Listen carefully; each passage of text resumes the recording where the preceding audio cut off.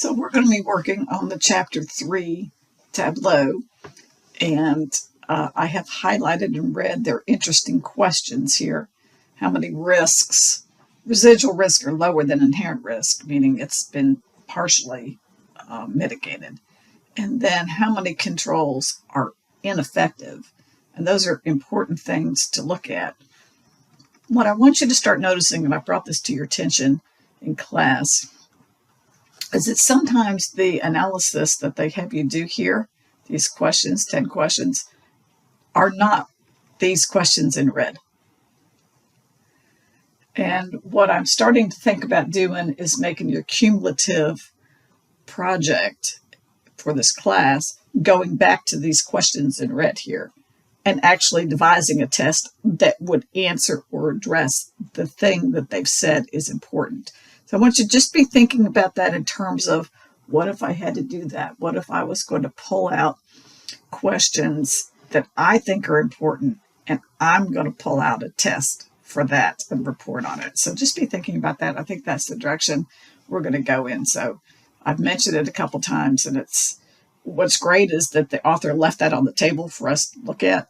Again, you are building Tableau skills, which is fantastic, and you are noticing that they are asking what's easy to ask and easy to do in Tableau, but not necessarily of central concern. So, and they may get there. But anyway, all right, so let's set this up here. Which auditable entity is responsible for the largest number of internal controls?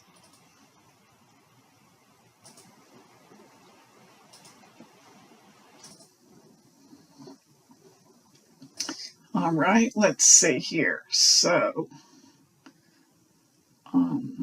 let's put auditable entity up here. So, oops, wrong thing, auditable entity. There we go.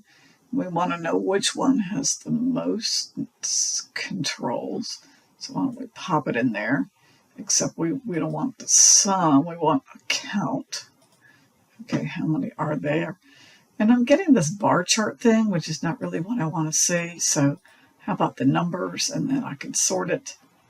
And then I have payroll processing having the most number of controls.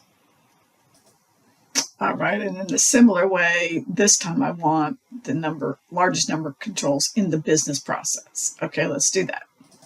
So here I'm just going to change out auditable entity for business process. So where's our business process name?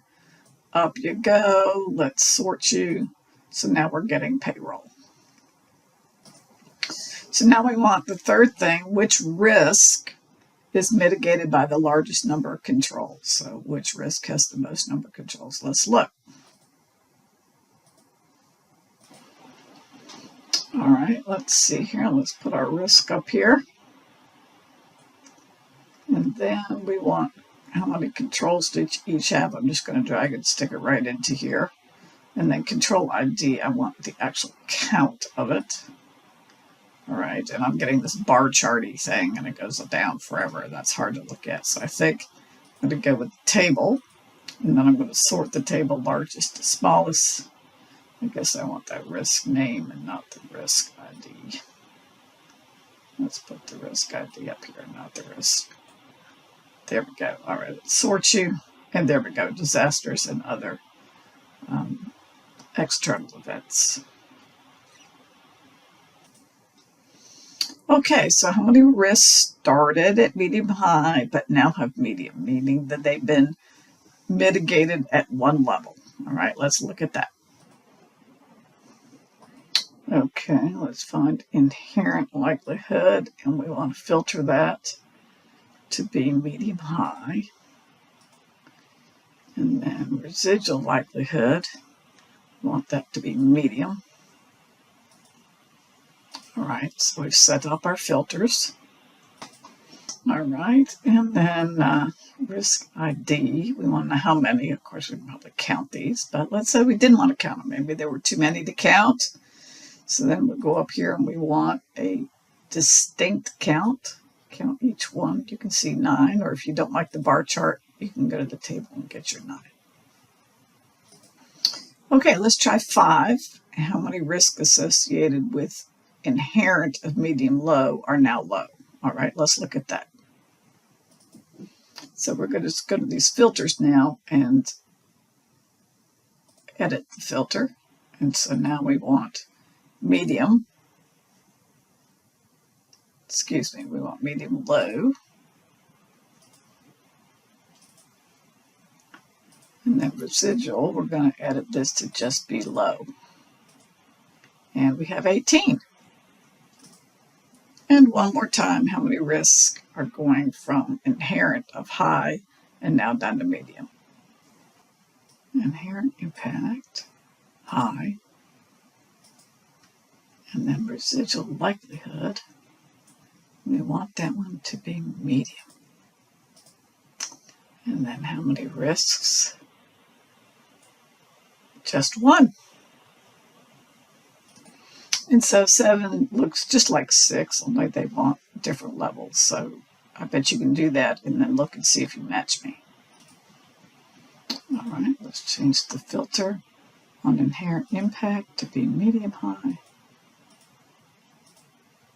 And residual likelihood to be medium low. And we can count those.